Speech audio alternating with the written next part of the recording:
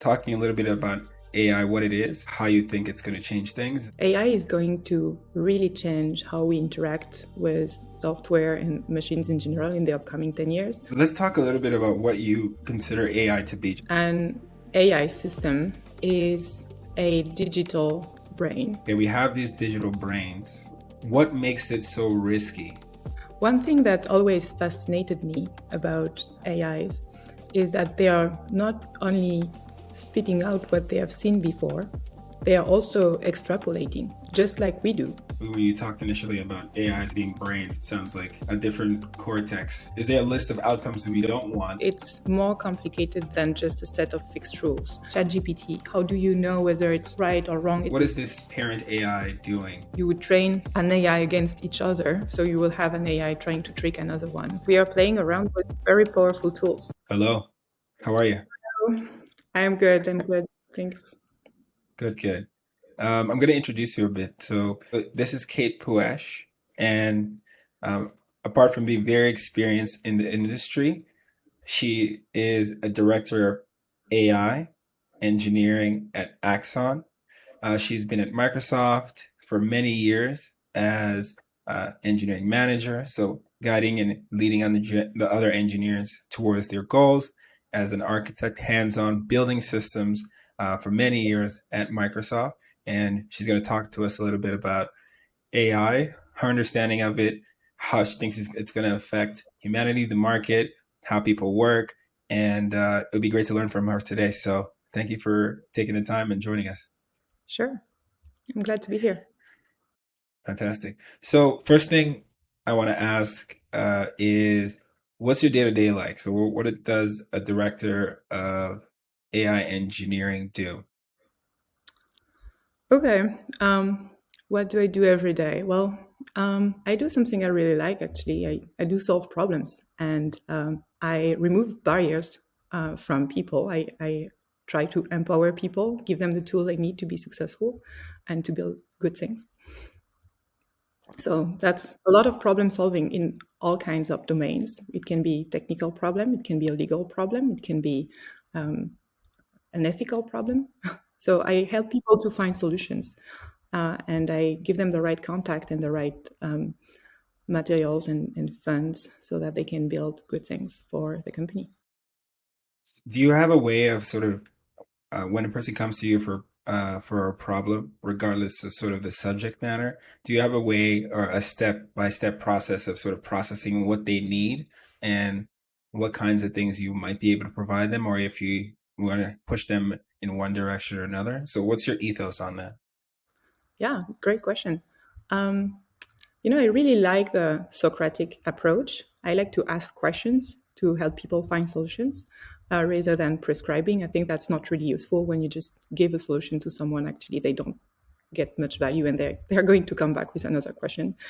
So rather, I try to ask good questions, point them in the right direction, but I like to let people find solutions themselves. Do you consider yourself more of a people person or more of a I wouldn't say a tech person, but a person who is more interested in things and how those things work? Because it'd be interesting to see how you came to where you are. Hmm. That's interesting. I don't consider myself like a big extrovert. I'm fairly introvert and shy, but at the same time, I have a lot of empathy, and I think I can understand a lot of different people.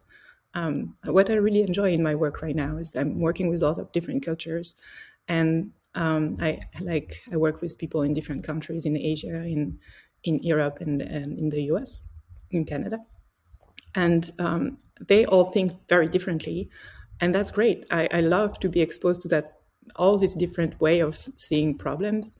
I think that makes me much smarter. I feel I'm really lucky. Oh, that's fantastic.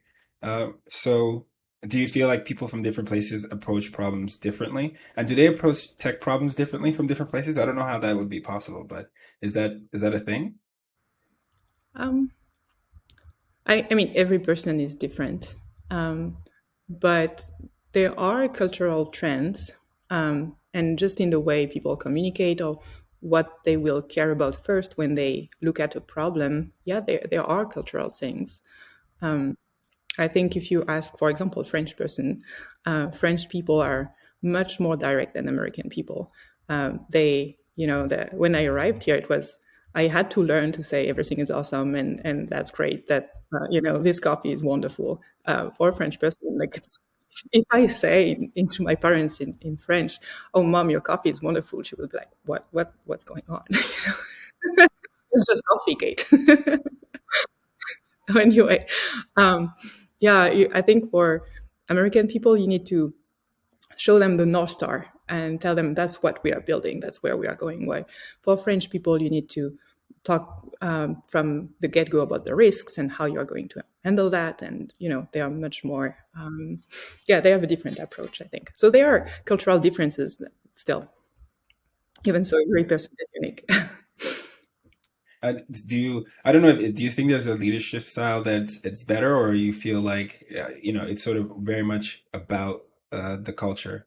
Like, do you think that one produces more results than the other? No, I don't think so.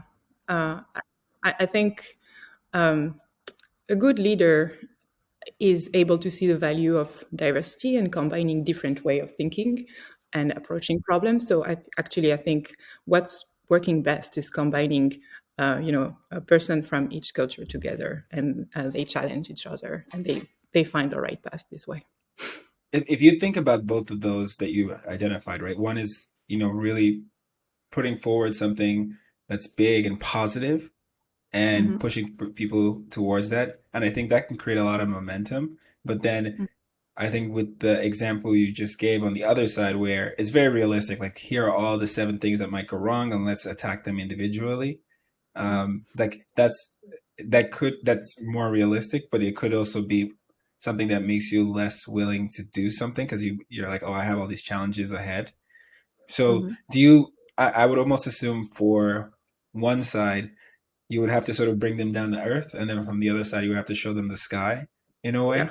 Does is yeah, that does that resonate with you yeah, in terms of? absolutely.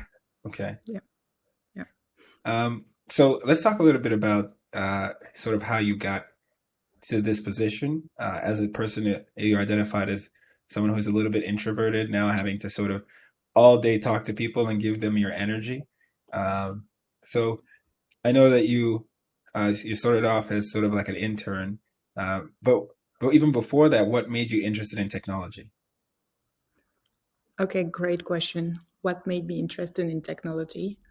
Um, I think is that I think nobody in my family really was.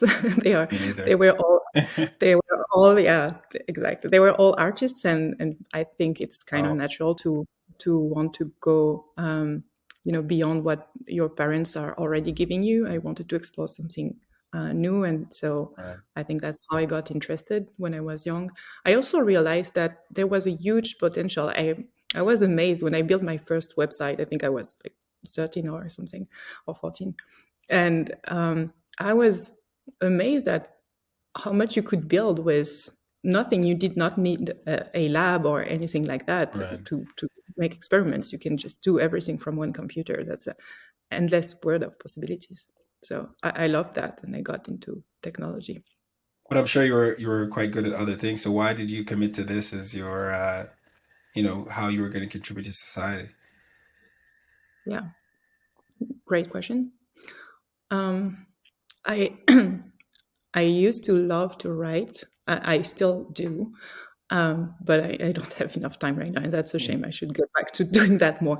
Yeah. But anyway, I was really debating, yeah, when I was young, whether I should go and do some literature study or go into the tech world, Yeah. and and I decided to go in tech because I thought, well, um, I don't know, for whatever is artistic, if you are constrained by having to gain your paycheck, it's gonna constrain myself too much in my art, in what I write, and in what I compose or paint or whatever. If I have to leave out of it, I will have to think about, oh, what people will like, what do I have to put in the book so that people buy it.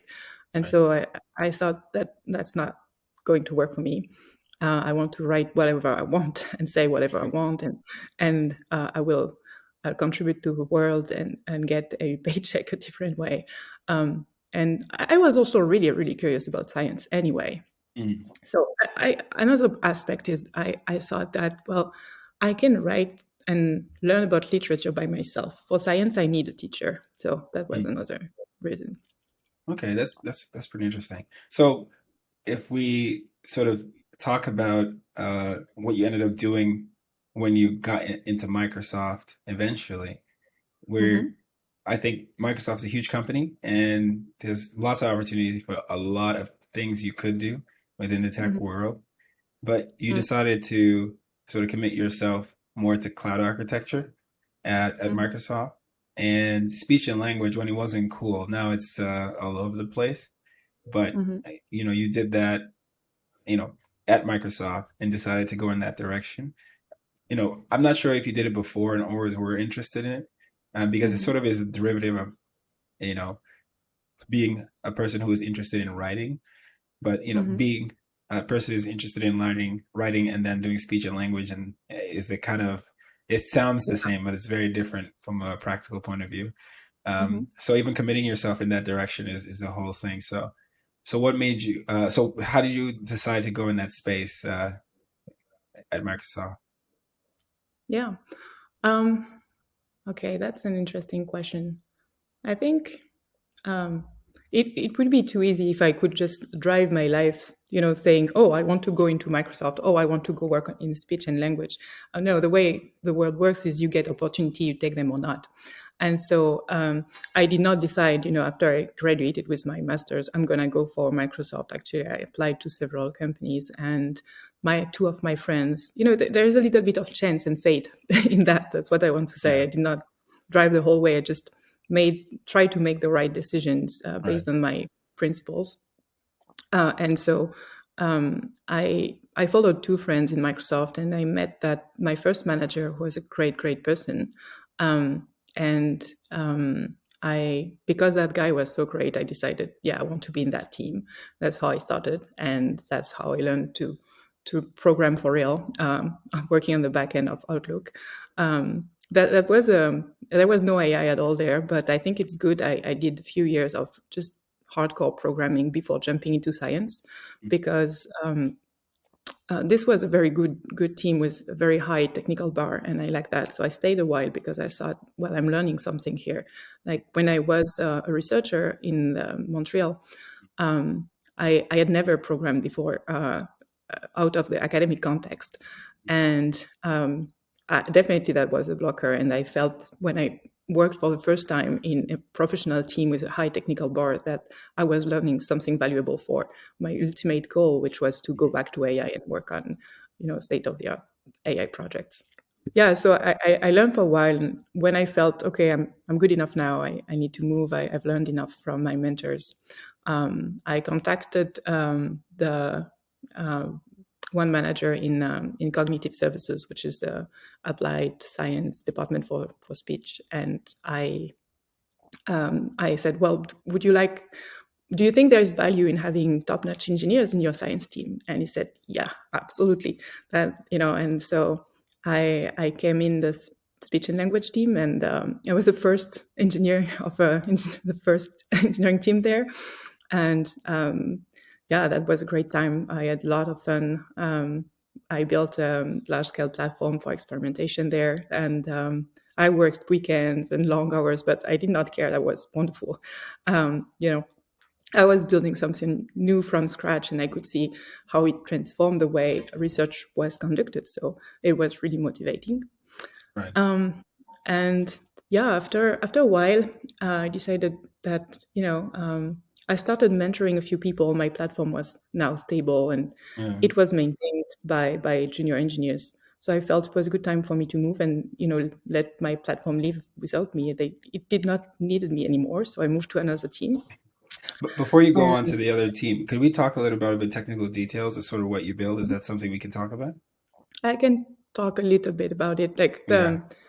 the the idea was to scale up our um, data prep pipeline. That was the main idea. We wanted to work with much more data, Hmm. and so I had to basically build a large scale compute cluster to Hmm. process much higher volume of data. So Right. from multiplying the ultimate goal was to multiply the amount of data we were able to process by Hmm. 10x. So the challenges there were around multi-threading, how you parallelize stuff, how you handle partial failures, how you do restart, how you auto-scale your cluster, how you optimize the costs, all these things. Okay. Were you working on every single one of those? That sounds like a lot. So were you working on every single one of those things uh, during for the and how long would you do that project for? Oh gosh, maybe 2, 3 years. 2, 3 years just to get it started? Well, no, it was started after, I would say, 6 to 9 months. Six to But nine then, months and then maintained. Yeah. yeah, then you maintain, you add new features and so on. Right. Right. Okay. And so from there, you were able to move out of the project, had more junior engineers, maintain Hmm. this monolith of an endeavor, and then Hmm. you moved into. Yeah, I moved back into office and I managed my first team. Mm, It was a team of talented engineers working on building privacy preserving pipelines for AI in Office 365. So there I learned a lot about privacy and privacy preserving techniques, like how you can build data set, manipulate data with care. For Microsoft, privacy is very, very important. That's a big selling point for them to say they are compliant. And so they care a lot about it, which is a good thing. And so I learned a lot about privacy preserving techniques, things like that. Plus, I learned to be a manager. I learned to run a team. how long did you run that team for? A bit more than a year. More than a year. So I think here now we can, maybe come to sort of the meat of it, which is AI, and some of your thoughts about AI, so what things that are going on. So can we just start off sort of, you know, talking a little bit about AI, what it is, and then talk a little Mhm. bit about sort of how you think it's going to change things and risks, and also advantages that you think the market is going to have with these new Mhm. ways of interacting with machines. Right. Yeah, I think what you just said is really important. The AI is going to really change how we interact with software and machines in general in the upcoming 10 years. It's going to be a total transformation, just like the smartphone changed our world or the internet. I think the transformation we are going to observe during the upcoming 10 years, 10, 15 years is going to be that big. Um, and I'm at the same time looking forward and at the same time scared. Um, Fair enough. so AI is just like the nuclear technology. It can take us to Mars, it can save civilization, but it can also kill us all. I think so. Uh, we All have of to be us? really What if we go to careful. Mars? Yeah, what we maybe we need to escape faster on Refuse to Mars. escape, yeah. Yeah. So yeah, the main reason why I wanted to talk with you was and with other people get my voice heard is because I think it's it's important that we put on the right guide rails and that we are all part of this. If we just expect that, oh well, someone in Washington is gonna come up with a law that's gonna protect us all from AI, that's not gonna work. I think everybody should feel they are accountable for what's happening and how they use the technology, how they develop the technology. I think it's really important everybody understands the risk associated with it, Right. and so that's why I wanted to chat about. So I think a lot of people have been talking about more of the long-term risks. I've heard, Elon Musk, Inton, and so on have been talking about the risk of AI just taking over the world, which is a fair risk, I think. But there are shorter-term risks, which actually there are things already happening, like the loss of authenticity. Like you put your finger on it last time we talked. Hmm. There is this thing that's really worrying me, not about the future, about now. And after our conversation, I was like, yeah, he just put his finger right on the world to characterize this. And like that's authenticity, the loss of authenticity of our world, and how the reality we see on our screen is disconnected from the actual world. Well, let's talk a little bit about what you consider AI to be, just because for people who don't know much about, I think you can definitely, for all kinds of reasons, really give Mhm. uh, what it really is. Like, I think this, a lot of people, and it's like actually quite hard to define, but Yeah. a lot of people think that AI or see AI as this sort of pseudo amorphous thing that they Hmm. know that it can sort of change the copy that you ask it to change or something. And that's how they see it. But Hmm. for someone like yourself and people who are in the tech world, they under the fact that, because you work with tech so much, the fact that there is a system that can do that, I think, insinuates such a high amount of power that it's so hard to translate, like what it means for you to have something that can do that. So I'd love for you to give it a try, uh, Okay. to sort of present. Yeah, it's hard even for me to ask the question, but Yeah. do if you don't mind, hopefully you Yeah. do better than I can. Okay. I'll try. Um, Let me see. Where do I start?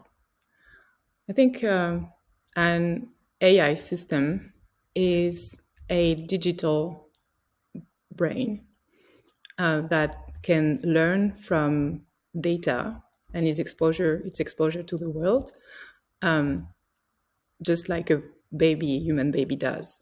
So, when you have a first human baby, you give him toys so that they learn to handle things in their hand, and then they learn by mistake, right? They start to walk, they try, then fall, and they try again. And by trying and trying and trying, they learn. An AI system is pretty much like that. It's a digital brain, so it's a set of connections between neurons, digital neurons, that are being shaped by the data you feed it. So at first, when you take an AI neural network, an AI system, it's blank, just like it's just a neutral set. It's random, basically. It's completely random. You give it an stimulus, and the output is going to be a random. But what you do is that you teach it like a baby to react properly to each input. And so whenever the AI system is fed information, it outputs something. If it's correct, you say, yeah, great, that's correct. If it's off, you say, well, you need to adjust. And you tell the system how to adjust, and the digital brain is going to learn from that correction. And over time, it will be able to output the right thing. Um, does that make any sense? That was hard. No, I know it's tough. It's tough to really. So we have that sort of definition. It's basically a digital brain. I think that is a very, very accurate description. And sort of now we want to sort of take that and move forward as, okay, we have these digital brains. You know, Mhm. what is it about, what makes it so risky or to have these digital brains? Yeah. I think that some of the risks are self-evident in that, okay, you have um, the non-uniqueness of the ability to learn in the market, which, you know, Mm. now you sort of mitigate that against cost and mitigate that against scalability, but it's Mhm. and sort of assume there's an improvement in that over time as more capital is poured into it. Mhm. But as that happens, why is that risky, and what makes you concerned about that? Yeah. So that's great question. So that's the crux of the problem. One thing that always fascinated me about AIs is that they are not only spitting out what they have seen before, they are also extrapolating, just like we do. Right? So it's not just they have learned, they have seen an example before and they are just spitting that out. No, they are able to extrapolate. Um, and well, when you had just narrow AI systems on the market, like what we call narrow AI is an AI which has a small input space and small output space, like an AI that learned to play chess. It can only do that. It cannot drive your Tesla. Like you have autopilot, it cannot play chess. Like these are narrow AI. Now we have more broader AI systems who can do much more, because they are just much, much bigger. We have the compute power to do that now. And what's concerning about them is that they, if you compare them to the brain, they are able to process information much, much faster. Like, if you think about it, ChatGPT has read all of Wikipedia, has consumed all of the written content of the internet. If you and I were trying to do that, well, good luck, try and read all Yeah, Wikipedia. it'll take me Yeah, longer than an evening, that's for sure. yeah, exactly. So these AI, even so they learn similarly to humans by trial and error, they internally they are very different. So they might seem human because we have tailored their input and output to be very similar to what we are familiar with. That because that's how we interact with them. But internally they work very differently. They have far less connections. That's interesting. But in our brain, we have much more connections between neurons that there is even in ChatGPT. But they consume information, they process information much, much faster. So you said they have far less connections than the amount of connections you have in a human brain. Is that what you just said? Yeah, Okay, but they just have to process information faster, and that's where the power comes from. yeah. Okay, got Mhm. it, got it, got it. Yeah. And so, well, that's a new form of intelligence, Hmm. which might just be smarter than us. There's more power per unit neuron, essentially. Hmm. So Yeah. there's an improvement in quality of neuron there has now digital neurons are improvement in quality of neuron. Our brain Yeah, does not use a lot of compute power. right. These big neural networks use a lot of power when they learn, but they learn very, very fast. And maybe their way of building connections is faster than us. So that being said, I still think so. I think there is danger because they are very smart, but I also think that there is a thing very specific to human intelligence, which is the ability to proactively do something and to decide to do something. There is a power of will. I think AI do not yet have that. So that's Hmm. why I don't think ChatGPT is going to take over the world tomorrow or even next year, uh, because it still needs to be prompted. Right. When you woke up this morning or when you send me an email saying, Kate, do you want to do this podcast? Nobody prompted you to do that. You just decided to do it. So the AI we have, I think, have no power of will. But still, they are impressive and they are definitely able to process information and find answers faster than us. Okay. So do you feel like will is the only so if will is will the only issue that because I think they Mhm. is that the line that needs is that a line that needs to be drawn? Is that the line that needs to be drawn, or is that the only that you're concerned about, or is this No, a milieu of things? Okay, go ahead. Because you talked earlier about like the small things that are happening currently, but please go ahead. yeah, absolutely. Yeah. Thanks for your question. I think there is this long-term risk that a lot of people are debating about. Okay, is AI a danger for humanity? Is it going to take over the world? But Hmm. as I mentioned earlier, AI is just like nuclear power. Nuclear power Hmm. in itself is not a bad thing. It does not have any will, right? Hmm. But used by the wrong people, it can be very destructive.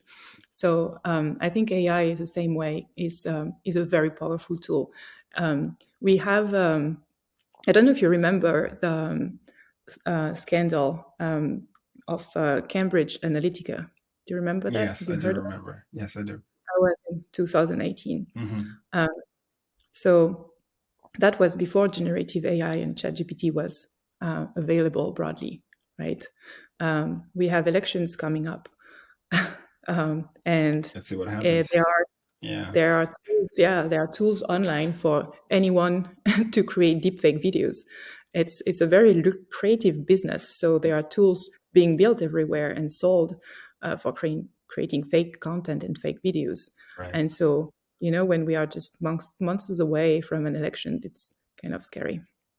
So that's one thing that's really worrying me, the fact that it becomes now really easy to manipulate information. We cannot trust anymore multimedia content, pictures and videos. You cannot know whether it's authentic or not. So I think we urgently need tools and legislations to to preserve the authenticity of our information. So I think that's quite the alarm, and I think that's very fair to say. And I think it's a very fair concern. So so that's almost so one of the things you said that was interesting is like almost like nuclear energy, and what we ended up doing with nuclear energy is there's two things that happen simultaneously. It was used, and if you think of humanity as sort of a collective unit, uh, especially with something like this, where you know the thing about nuclear energy is that you use it once and Mhm. you get the point, right, and you decide, okay, maybe this isn't. But with something like AI, where you Yeah. if you can get to the point where it has a nuclear effect because of the arena that it plays in, you can't really roll it back. It's not a rollbackable thing. So that's one issue that you Mhm. brought up. The second issue is this concept of authenticity with being with manipulation of human perception with using Mhm. digital media. And that also does is create an obstruction with collective decision making regarding anything that we need to have a consensus on Mhm. that is affects us, right? And then Mhm. we could have consensus on, but we don't because we're misinformed. So it's almost like it can attack. It has the potential to attack on multiple directions as long as we Mhm. have this sort of this network that is, or this sort of global um, what would you call it, nervous system that is the internet, right? So Mhm. there's this short term and long term thing, and then that you so with all that be so I guess there's so many problems you've sort of brought up, so I'm trying to sort of create like a narrative around it. But I guess the first thing is, how do I want to say, how do we actually get an idea of it being like, how do we create something more authentic, right? But that's not even the problem, because I think that's something that we will do, or something we should do. But how do we get people to understand that this is something that needs to be done quickly, right, before they're misinformed in the idea that it isn't? Does that make sense? Because Right. we will be misinformed before we need to inform ourselves on how important authenticity is, right? So Mhm. Mhm. does that make sense? Yeah, and that's a tough challenge. That's why I'm trying to raise a red flag here, saying, well, Yeah. we need to do something about authenticity of content. So the solution is going to be multifaceted as always. So it's Hmm. going to be a combination of legislation, thoughtful leadership, and just accountability. Like I think, well, if you just, as I mentioned, if you just wait for a law to be passed before acting in an ethical way, then yeah, we are doomed, right? Yeah, I think we are. one thing I really appreciate about the current company I'm working with is that they Hmm. have this principle called ethics by design, where whenever we build a AI system, we try to consider several ethical dimensions before going into building. And so you have to think about bias, you have to think about privacy, you have to think about the risk of causing harm, whether it's physical or psychological. And I see that that's becoming a trend in the industry. There are thoughtful Yeah. leaders out there. So there are good people pushing AI in the right direction. That's why we're not doomed. There are a lot of good, thoughtful leaders pushing their teams to ask themselves the right questions before building something. So Right. that's a powerful force as well. And Right. all this work is being done ahead of any legislation. Today, Right. there is no legislation telling you have to build a responsible AI system. You have to test your system for bias. You have to think about your system taking over or talking people into committing bad things. Right. Right. Um, but people do it because they are educated and principled, and so they do the right thing. And the more we can spread the word and get the developer and scientific community on board, I think that's the real solution more than the legislation. Fair enough. So how do we, and I think you mentioned this before, and I think this is great because, it happens faster than it's sort of like a grassroots perspective. So how do you empower and scale that mentality? How do you, um, it, how do you encourage, this idea of ethics in engineering? Mhm. It's actually really, it's interesting because like they have it in law. And so to have that in engineering is almost like it's something it should also come into classes, right? Like I think people who build systems now have the power, so much power that Mhm. you do need to say, hey, could you do something that um, can you do something that is net positive always, or could you take that into Right. consideration all the time? It's actually quite interesting. I think it's going to change the way we do education for this, so the Mhm. engineering sector, right? Because it's almost in a way the way things used to be. In order for you to have, you first have to build it, then you had someone to allow people to have access to it. But now both Mhm. those things are machines in and of themselves. Both the distribution and the product are a the product is a distribution network sometimes, right? Like that's what Facebook Mhm. is, and that's literally what Google is. Is the product is a distribution network. So it's almost like there's an assumption of that always when you build things moving forward, and so you would have to have some sort of an idea of like what are you distributing, and you make sure that Mhm. it's net positive and consider all the angles. Um, Mhm. so Exactly. so how Yeah. do you, and especially with AI, it's going to make it even more high powered. So how do you, I guess, what are the things to consider then when you are building these systems that, um, or, and I guess one way to say it is, what do you not do when you're building AI systems? Yeah. Um, you don't test in production. So, Yeah, that's fair. um, these systems are so powerful now that you need to think about the ethical risks from the get-go, and you need to think about the impact you will have on society from the get-go. So you do a full ethical study before going and deploying your product. Then I think so. You need to test your product for bias. You need to so that requires an effort, but you need to collect a data set which is representative of the diversity of the users you're going to provide the product to. Um, you also need to test your product for just basic safety. So that's a new you need that's a new thing that's emerging, and I'm really happy about it.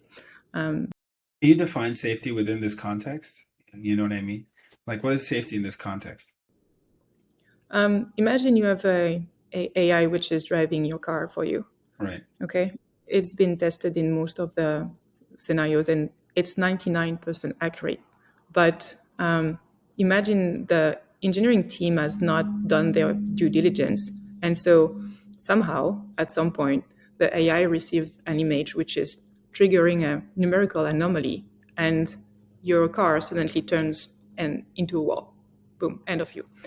Um, so, that's a risk we cannot afford. And so we need to develop systems for safer neural networks. And there are ways to do that. I just talked last week with a company called Themis AI. They develop a way for you to wrap your AI model into another model, which will handle black swan events like this. So that guarantees you that when you have your model is internally going through a black swan event, so that is going to spit out something completely absurd, putting people Yeah. at risk. You can prevent that. You can detect it, and you can prevent it. Stop the car. You can have a recovery process Right. started instead of just the car Moving crashing into forward. the wall. No, fair enough. Which in itself sounds almost like when you talked initially about AIs having being brains. It sounds like a different cortex, right? In this sort of network of neurons that you're talking about. One for safety, one Yeah. for productivity, one for um. Is there is there a way that these these what I liked what you said about it being a black swan event, right? Because basically you're saying it's a statistical anomaly that emerges out of the system that Yeah. is net negative, right? Mhm. So is that is this a number filter where you say that the outcome of all these weights, the value that is being produced is so outside the normal distribution that we want to cut it off, so we only want to have normal distribution outcomes. If it's outside that, then we sort of hit a recovery process, or and then we just our level of risk is like sort of increasing or reducing this window, right? Mm. Does that make sense? Like, is that sort of Yes. how these systems are doing it, or Mhm. is there a list of outcomes that we don't want, regardless of sort of any mathematical model that we Mhm. explicitly see at this? If the model spits out this outcome, then we trigger this recovery process. Yeah. Go ahead. It's kind of the generic idea, but it's more complicated than just a set of fixed rules. If you Right. think about a self-driving car, the output is huge. It's humongous, and it's not making it's not it's hard to in real time analyze that and detect that it's a wrong output. Right. And That's similarly, if true. you take the example of ChatGPT, how do you know whether it's right or wrong? It's such an open space. The Hmm. ChatGPT AI can tell you a lot, an infinity of things. So you cannot really hard code.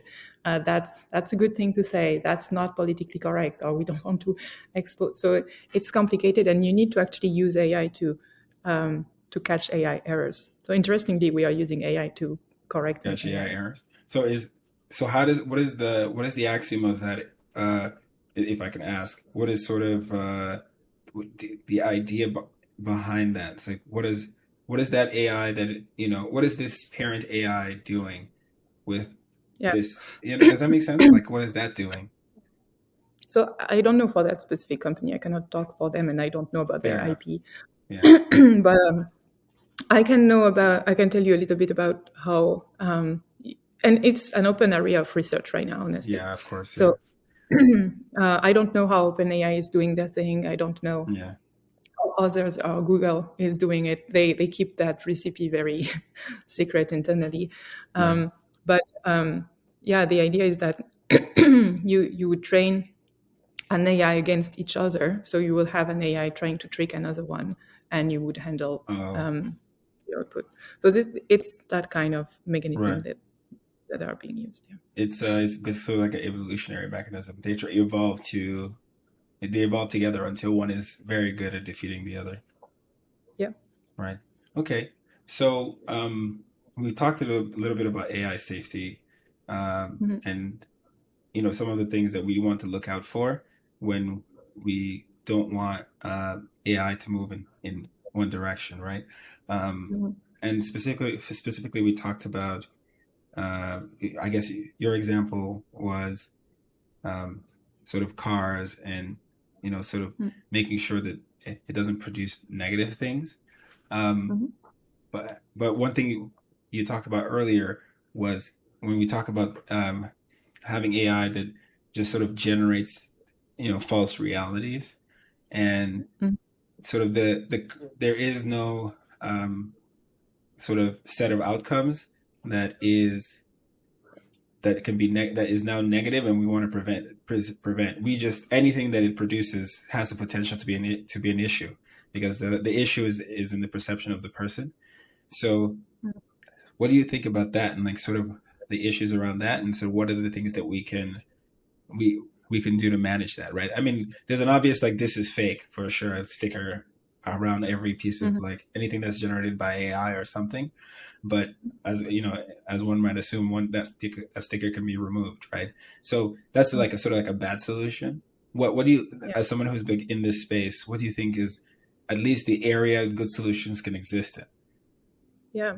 Um, I don't think we should remove content unless it's really content that um, unless that's really content that's dangerous for some population, like child pornography, stuff like that. You have extreme stuff that you don't want. I am very much for free speech. I think that's the strength of this country, and I think that what Musk has been doing with Twitter, trying to reintroduce people, is actually a good thing. Even so, you might not like these people. I think everybody should have the right to say what they want to say and be heard, if it's not offensive. So I think removing content is not a good idea, but I think transparency is important. The big danger with generated content and bots and things like that is that you can reinforce people into their opinion and expose them to content which is not realistic, but they will watch it anyway. And so you're going to reinforce division between people, isolate each person in their own little bubble of content they like, which is verifying their own their own biases and hypotheses. Do you think that they would still watch it if they knew it was fake? Do you think that people will go in that direction? I don't know. I think at least Hmm. we should. I think at least we should be transparent. I think we should at least have a rule where Right. we force content producers to mention whether this video was AI generated, whether it was Right. enhanced, whether this Right. whether it's plain truth. You know, Right. and I think that would really really help. Now, are you saying that people are still going to watch this content even so it's generated? Yeah, maybe, or No, maybe I don't know. I think it depends on the content, but that I think they will. Right? I think they will watch it. I never thought about that, but I think that you saying that initially, I Hmm. think that they would. I think there's I think it's a gradation, and that there are, I think what you said about forcing people to identify that this is fake, um, Hmm. I think would be super important, right? Because it can be very insidious, sort of the insertion of artificial behavior, right? It could be someone's. It doesn't really have to be like a whole video that's fake. It could just be like, as I'm talking to you now, I say something that is wrong, or Hmm. inappropriate, and an AI does that part, right? Like as I'm Yeah. talking right now, so an AI just does maybe the last 3 seconds and Right. makes it Right. seem like you're responding to something that is not what Hmm. you're responding to, right? An AI could do That's that very easily. It doesn't have to be ostentatious. So whether they would or wouldn't watch something, whether, and then this idea of like, and then if you go to the bigger context where like everything is fake and whether people will be happy that this is fake or not, I think there are some things hmm they absolutely don't care if it's fake. Yeah. There are some things. Now, I think the thing you were pointing out initially, whether or not um, they would, whether or not they'd be willing to believe something that they know is fake. I don't know, but I think somebody will figure out a way to make that somewhat true. It's just I don't know how, hmm right? But Yeah. there are Yeah. many people that believe things like people who believe that Earth is flat, right? Like Yeah. in order to believe that, you really have to go out of your way. You know, hmm it takes quite a Yes. lot of work to believe that the Earth is flat. More, Yeah. in fact, if you did that work to that degree, you may as well understand like the basics of astronomy. So it's an interesting it's an interesting idea. Like the human behavior is very variable.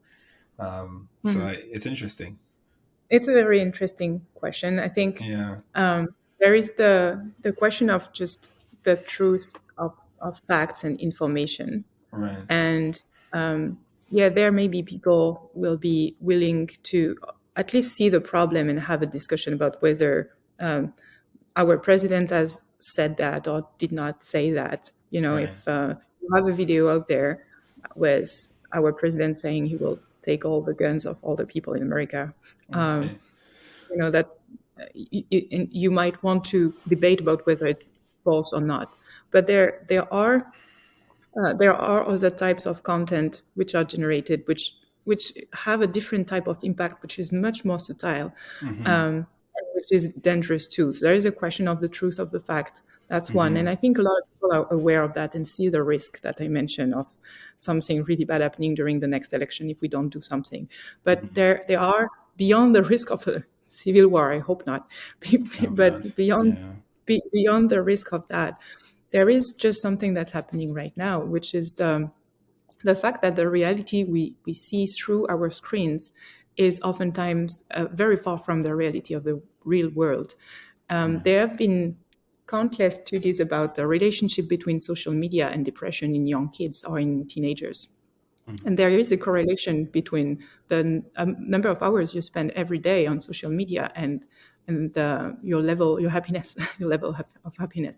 I Right. think that's concerning. It's the there is a huge issue beyond the political issue. There is another huge issue, which is that we live in a world where there is a huge incentive to gain access to people brain time, right? So a lot of companies business model in tech today are about how do I get people hooked so that they spend more time looking at ads. Mhm. And in that context, there is a huge incentive to create catchy, fishy content, the one that's going to get more views, right? Right. Right. And I think this is a very unhealthy game. And I'm afraid that with generative AI, it's going to just accelerate.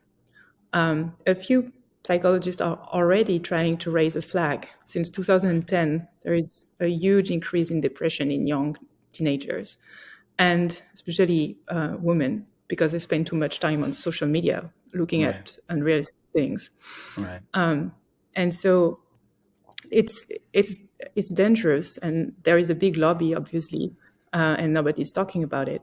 But I think it's posing a threat to our society, and it's not helping with people having a realistic view of what the world is. It's like everybody's trapped into a digital prison, digital bubble where you Mhm. can feed them the content they want and get them to watch even more ads by getting them addicted to things which are not good for them.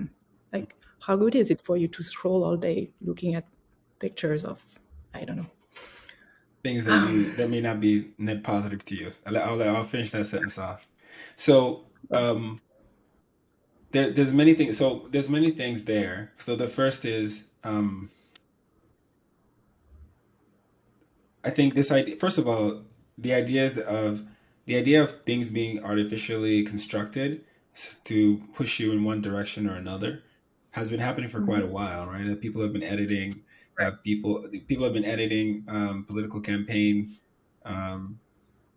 sort of speeches to give you one side of the story or a different side of the story for many years. I think Mhm. the well known the sort of the media magnets have played into that almost in a way that with sort of like a consensus, right? Almost where one will edit one will edit the other one, but no one will tell you that the other one was edited that this way or the other, and sort of cascade this news forward to give you to rile you up and capture your attention. And the social media companies have almost, I would even say, done it a bit more authentically, where they give you what you want, which sort of these media companies give you what they think will get you to give them your attention. The social media companies will give you what you want that will definitely get your attention. And sort of the negativity in that is that it's absolutely it works. It's how effectual it is actually. That's the problem. It's almost the same way sugar. The problem with sugar is not that it's addicting per se. It's just that it gives you all the carbs you want, and that's with any kind of absolute provisioning is can be net negative. So with all that being said, well, that's sort of how So then, when we think about those two things, then so when we go through the other side, and then you talked about social media companies, what they do want though is your attention, right?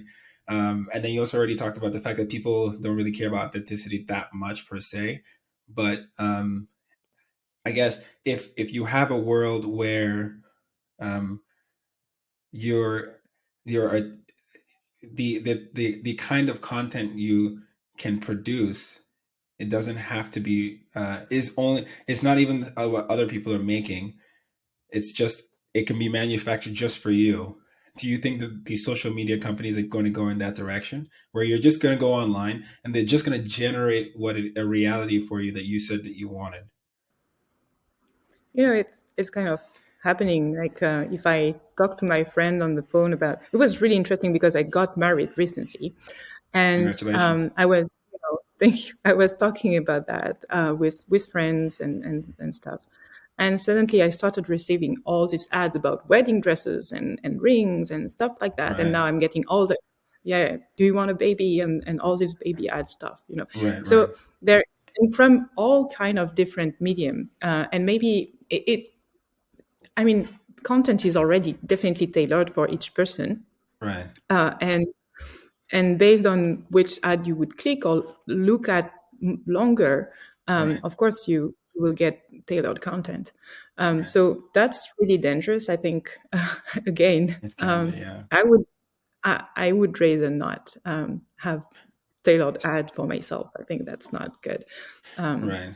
But so when it I it think about it, do you think it would be wrong for them? Let's say, because I think the Taylor ad thing is, so that's one side of it, right? But would you think it would be like, let's say they decided that, you're watching some sort of series of things, because now the way that they can do this would be crazy now, right? Because they could just say, you're watching a bunch of things, right? So, for example, you just said baby ads, you said, sort of things that has to do with like being married or like wedding stuff, right? Right. But they could just generate they could generate something that's just a combination of all three, because they won't Mhm. have to actually Yeah, make an ad. They could just generate something that is a combination of all three, and so they could even have it so that the service of the advert itself would be a subsidy, would be a augmented service, right? right. Where, and that is, you know, that could. Do you consider that insidious, or do you consider that an improvement in marketing technology?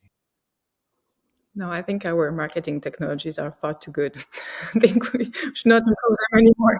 So it's almost the same thing with the sugar, where it's like it's not that sugar is bad. It's just like to have that level of accuracy for what you want is net negative by, or simply because of its quality. It's like everything is just nuclear powered, basically, right? Like nuclear is not bad. It's just like it's all at once, so it blows everything up. AI is not bad. It's just all at once. It just blow. It just makes it so everybody's sort of everything is human understanding is obsolete, and the mark. It's just everything is overpowered, or has the potential to be overpowered to the way that like our physiology can't cope with it. It seems like. Yeah, we are playing around with very powerful tools. Yes. Yeah, that's I think it's really accelerating. I don't think when I grew up, I thought, and I don't think I thought a lot about how technology was governing my world. I felt really, really free. Like I would, I had no cell phone growing up. I would just, if I wanted to see my friend, I had to walk 1 mile, and we would like take two horses and go ride in the countryside or whatever. That's nice. You lived in the 1800s. Whatever, or we just bike or whatever. Two horses. Uh, That's cool. but the point the point is it's funny. The point here is that we have so much developed technologies to sell stuff better and get people to buy Yeah. things they don't need. Hmm. That it's becoming people are we are I am really we are all really manipulated. So we have to be careful about how we are manipulated. I think we need to give people back their freedom of decision and thinking. Yeah. And the way we are more and more hooking people to an online world and trapping them into a bubble where they interact with their friends and people through digital medium all the time is Hmm. concerning. I think a video conference like we do is totally fine. I'm Right. not Right. like extreme, but when all the content that's being presented to you has been tailored for you and all the contacts you meet are people who think like you, Hmm. um, I, I don't know if that's really healthy. So this. So you know, just I want to reel it in a bit because I think we can.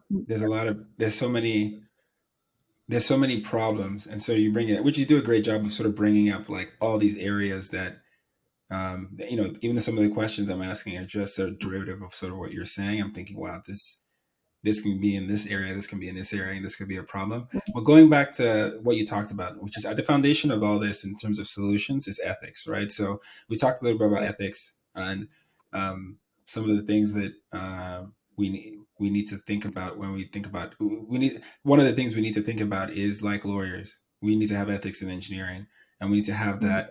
Um, Yeah. and then and another problem though with that is now that with the disintegration of formal education systems, the pipeline for knowledge has now been is now distributed as well. So there is that issue there. But let's make an assumption that we have the ability to interface all interactions with the ability to software skills with some sort of ethical understanding, whether it's mandated or not. In this Mhm. sort of a new world where the only pipeline to knowledge is Yeah. not universities. Um, Mm. is that sort of is how would you go about that? Like, what do you think Mhm. is the foundational thing? Um, I think you sort of insinuated it a little bit, which is establishing authenticity. Um, Mhm. but what's your idea of sort of how to sort of, and even with that being sort of the goal, what do you think are some of the ways we can make that happen? Like, how do we incentivize ethical thinking within the system we currently have, right? Because we can't I mean, if we do legislation, it would be there because we enforced it, but then as we talked about earlier, it'll be too late by the time we need it, right? Because legislation reacts to problems that happen, and this is one of those problems that when it happens, it's gonna Mhm. be it's gonna be too bad. um, Right. it might destroy society before society can react. Right. So I think it's again a multifaceted solution. So Right, yes, there is a legal aspect of things that's not sufficient. right, There is then, I think, education is super important. So there should be an ethical class in every single computer science course. right, You should know. And then there is that, and then there is just the fact of holding people accountable, asking them questions, uh, making them feel that they are responsible for what they are doing. I do not think that the majority of developers at Meta are evil. Or, no. they are. I don't think so. I think they are great people and smart people, and they might, well, I should not take Meta as a company, but a company publishing content, maybe, and pushing ads on people, Yeah. maybe they do not realize. In my interviews, I told you I always ask that question. Tell me about a time when you have declined an opportunity for ethical reasons. Hmm. And 90%, sadly, 90% of the people answer, I've never thought about it. Right. Like, it's impossible. You're 30, 40. So, like, Hmm. you have to have one time in your career um, had a situation when you had to say, no, I don't want to do that job. No, I'm not going to take the higher paying offer. I'm going to take that offer because it's a way to use my skills for good rather than. But oftentimes it's like, oh, I'm just developing a database, or it's not my fault. Like, I'm just a database engineer. Right. Or I'm just I'm just working on an AI to enhance the quality of ads. It's not my fault, or it's not my Yeah. problem, right? I'm just doing my thing. But that's a very dangerous way of thinking, I think. Um, Okay, we are reaching the point going of the discussion. you know, the guy who drove the train to bring Jews to a concentration camp was just driving the train, Yeah. right? Yeah. It's the same thing when you say, "I'm just a database engineer." No, you're accountable, Yeah. and I think that's very, when you realize that you are accountable, even if you're just developing the database of Right. that big thing. I think that's a powerful start. If people start to be aware of what they are doing and feeling accountable for it, like we see for global warming, I think it's kind of working after years and years of information. Young people start to. It took a long time. They've been doing it since the 70s, and finally we have one product that considers it. Mhm. Yeah. So I think for, for global warming, it's kind of working. We have shown that when people are really educated about the topic, well, they start saying no and feeling responsible. They triage their trash and they buy electric cars rather than another car. Right. So not everybody does it, but most of people now are trying to reduce their environmental footprint. Right. Similarly, for AI and ethics, I think if we promote and promote ethical, responsible AI practices, Right. um, invest into tools, Right. for making that easy. I Right. think and make it transparent that there are practices that should not be tolerated or are dangerous. I think that the field is going to change. So Well, that at least I'm hoping that.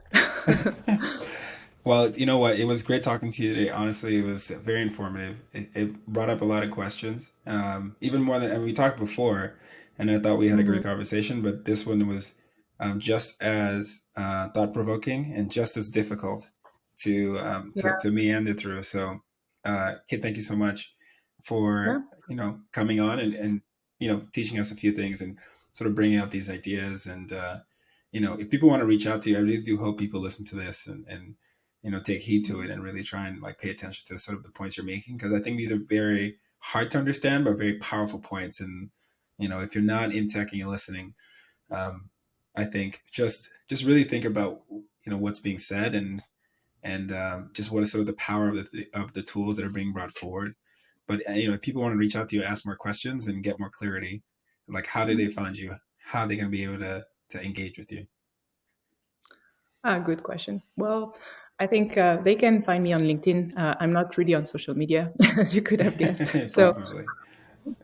they can find me by my name on LinkedIn and drop me a message. I always appreciate when people want to just chat about AI and its possibilities and the risk associated. I would like to end with a positive note. I'm still working in AI, and I have a lot of conviction about how it can transform society for the better. So Right. it's really, the reason why I'm fighting so much against the risk associated with AI is so that we Right. can keep using that tool to build a better world. All right. Well, thank you very much for having me. It was a wonderful conversation. You asked a really interesting question. I hope As so. always, I'm going a lot of new ideas. So thank you very much.